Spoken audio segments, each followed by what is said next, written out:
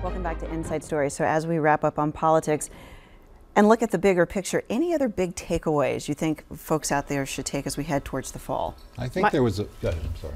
Go ahead. Millennials. So polite. I think not that there was a big turnout of millennials, but there's a generation shift that's underway that is important, and it's not long overdue, but demographically it's time.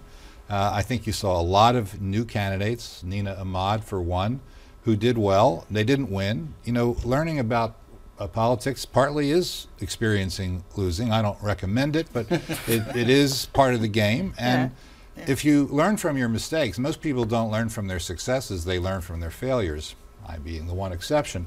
But the idea that you go into a race, you have the courage to do it, especially in this environment. This is a brutally difficult environment to run in. There was so much noise at the end of the election, all the TV ads.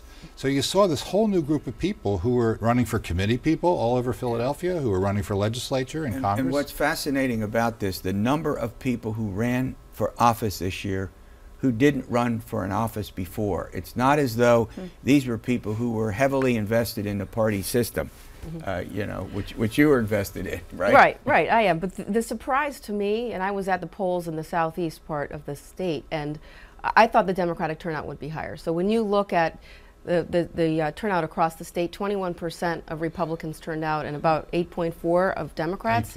18.4, right. But I didn't expect that. I thought it would be, you know, you read the news and they say the blue wave's coming, the blue wave's coming. And if you look at Philadelphia turnout too, is only 17%. You look at the gubernatorial years since 1990, that's one of the lowest. So we'll see if it arrives in the fall or not. But 18% of the Democrats looks like a wave compared to 21% of the Republicans when you just look at the numbers. But I think there is a certain inertia that was generated by the success of women that I'm not quite sure would have been true if it had not been as successful. I think now it's clear that other women are going to get into the process and are going to stay engaged and involved. And that would be a good thing. I think so. All right. The lobotomy of testosterone, which is probably a good thing for Congress.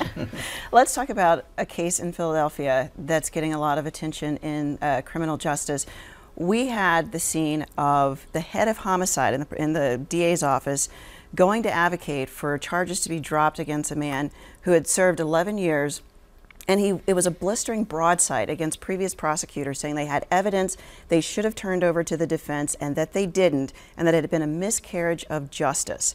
And so now this man is free. George, this is part of a larger thing going on in Philadelphia. Krasner sort of bucking up against traditional criminal justice. What does that scene itself tell us about where things are and where we're going? I think two things are true. I think Krasner is to be applauded for wanting to transform the district attorney's office. I think people believe that that's necessary for a long period of time. And to the extent that people are in jail who shouldn't be there, they should be proactive in trying to get them released. But I also think that he cannot do it on an island.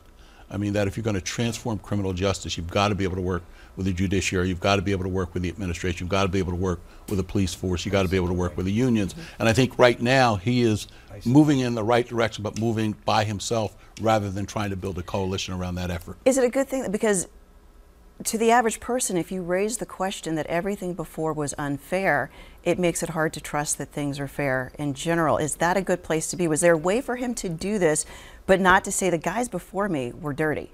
Yeah, I think that that's probably, you know, remember Krasner's kind of new to this process. He's not a politician.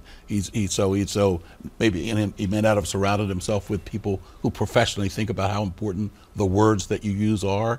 But I do think that where he wants to go is the right place to go, and don't necessarily think he yet has figured out the strategy to get there. Sam, what is it? I mean, one of the previous prosecutors was sitting in the front row calling this whole thing nonsense as it came down.